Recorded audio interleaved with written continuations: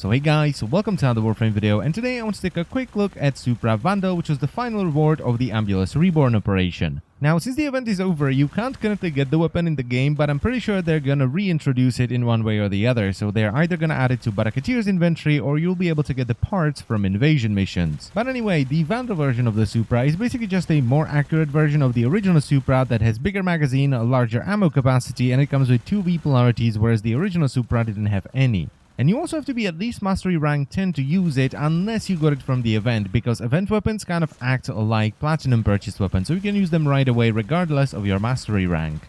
And as I said already, the Vandal upgrade didn't really change an awful lot, so it still does 45 damage with each shot, 4.5 is impact, 33.8 is puncture, and 6.7 is slash. It has 2.5% critical chance with a 1.5 multiplier and 5% status chance. It fires 12.5 rounds every second with a 3-second reload time, and it has strong riven disposition. Now, the magazine upgrade going from the normal Supra to the Vandal version actually made it so that it has the biggest magazine in the entire game. It holds 300 rounds. And while I'm not sure if the ammo reserve is the biggest one as well, it is up there because you're going to be carrying around 1600 spare rounds.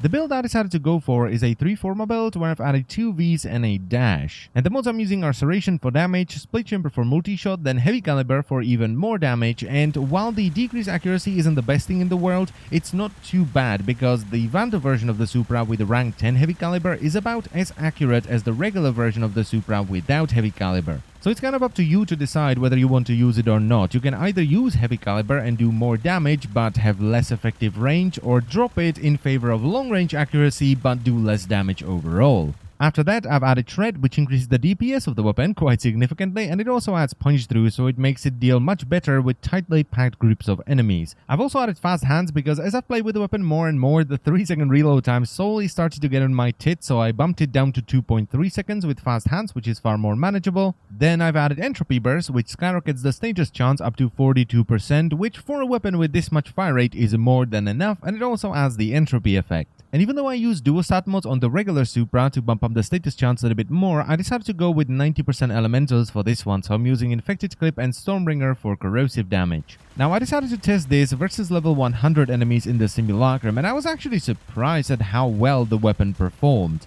Especially since I'm using a utility mod there in the form of Fast Hands, I could easily swap it out for Hellfire, for some heat damage, or even primed cryo rounds for a lot of cold damage. Or, you know, if I was really lucky, I could have been using a Riven instead, which would be pretty good because this weapon does have strong Riven disposition. It did take quite a while to take down the Bombards, but it's to be expected at this level because Bombards at level 100 have a ludicrous amount of armor. And you're really not gonna run into them too often, because even if you're doing Sortie 3, it's level 80 to 100, so most of the enemies aren't actually level 100. And it doesn't deal very well with shields. It will if you use magnetic damage instead of corrosive, but to be honest, I'm usually too lazy to swap my elemental combos when I'm going up against different factions nowadays. And I wouldn't recommend fighting the Corpus with this weapon anyway, because it was manufactured by the Corpus, so it's not designed to kill the Corpus, it's designed to kill the Grineer.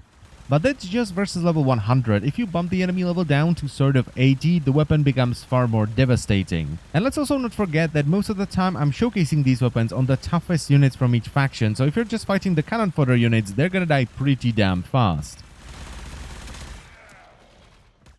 This weapon actually surprised me quite a bit, because when I first saw it, I was like, well, it's the same thing, isn't it? It's just more accurate and has bigger magazine.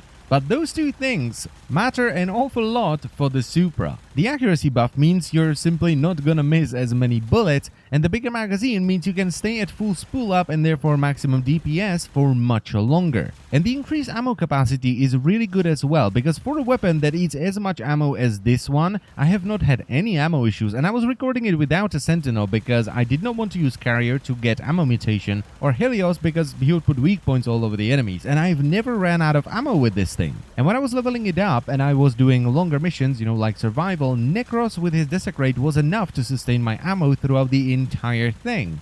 So even though the Vandal version doesn't seem like a huge upgrade over the original Supra, it actually is. This weapon is really good. It's just the Supra plus plus, that's what it is. It's just a better version of the Supra. It's still just as much fun as the original Supra, because honestly there are few things more fun than running around with full spool up going mowing down an entire room full of enemies, but it's better because you can do it for longer because you have a bigger magazine, and you know, you're also not gonna miss as many shots because you have better accuracy. So if this weapon becomes available again, whether it's gonna be through Barocketeer or Invasions, definitely pick it up. It is a ton of fun and it's pretty good as well, especially if you have a Riven. A really good Riven could turn this into an absolute monster. And that's pretty much it for the video, so I thank you very much for watching as always, and I will see you next time. Bye bye.